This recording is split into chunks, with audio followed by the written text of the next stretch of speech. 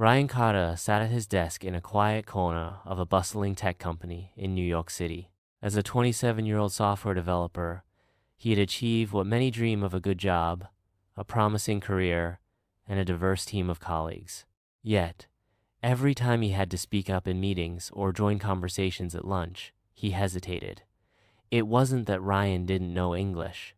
He had studied it throughout school, watched English movies, and even aced his written exams. But when it came to speaking naturally, especially in everyday conversations, something always held him back. Growing up in a Spanish-speaking household, his mind still thought in Spanish. Every English sentence he spoke first had to be translated in his head, and by the time he was ready to talk, the moment had passed. One day, after a team presentation, Ryan's colleague, James, pulled him aside. "You're really good at your work," James said kindly, "but I noticed you don't speak much in group discussions. You okay?" Ryan nodded. "Yeah, I think too much before I speak." James smiled knowingly. "You're probably thinking in Spanish and translating everything, right?" Ryan blinked, surprised. "How did you know?" "Because I used to do the same. My parents are from Vietnam," James replied. "The trick is you've got to train your brain to think in English." That single sentence hit Ryan hard. He had always believed his struggle was about vocabulary or pronunciation, but James was right. The real problem was in his head, how he processed language. That evening, Ryan decided to try something new. He stood in front of his bathroom mirror, toothbrush in hand, and said out loud, "I am brushing my teeth." He laughed at how silly it felt, but continued, "Now I'm washing my face. I need to eat something." Every morning, he began narrating his actions in English. At first, it felt forced and unnatural, but Ryan kept going. He stopped translating and started thinking. He also made small lifestyle changes. He changed his phone and laptop settings to English. He watched English TV shows without subtitles. He started listening to podcasts during his commute and repeated new words out loud. In his journal, he switched from Spanish to English, writing about his day, his feelings, and even his dreams. At the office, Ryan challenged himself to speak up during meetings, even if it was just to ask a question. His heart raced every time, but he reminded himself that progress comes from action. 3 months passed. One morning, Ryan woke up and realized something remarkable. He had been dreaming in English. That day, during a team meeting, he answered questions fluidly and even cracked a small joke. The room laughed.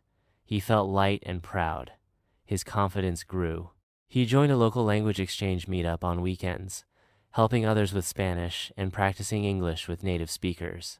There, he met immigrants and learners from different backgrounds.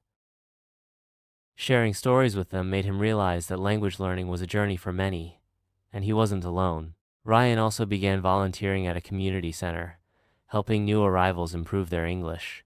He taught them the same techniques he used daily: self-talk, thinking in English, writing in journals, and surrounding themselves with the language. But Ryan knew his journey wasn't over. He wanted to improve his public speaking skills, so he joined a Toastmasters club. His first speech was shaky, but he didn't quit. Each speech became better, more confident, and more expressive. Of course, there were setbacks. Some days, he felt frustrated when he couldn't find the right word. Sometimes he reverted to Spanish when tired, but Ryan didn't let those moments stop him. He reminded himself that making mistakes was part of learning. A year later, Ryan was a different person. He had delivered presentations to clients, led discussions at work, and even made new friends all in English. He no longer translated in his head. The words came naturally.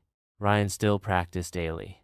He talked to himself while cooking, wrote in his journal every night, and engaged in English conversations whenever he could. He continued helping others, encouraging them not to fear mistakes. Thinking in English, Ryan realized, wasn't just about mastering a language.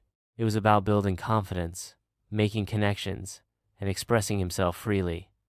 His advice to other learners was simple. Start small. Talk to yourself. Think in English. It will feel strange at first, but don't stop. With time and practice, you'll notice the change. Ryan's story became an inspiration in his community, a reminder that transformation doesn't happen overnight, but with patience and dedication, it is absolutely possible. And so, each day, as Ryan walked into the office, chatted with colleagues, and shared stories over coffee, he lived proof that thinking in English wasn't just a skill. It was a gateway to growth, connection, and self-belief. Don't forget to like, share, and subscribe.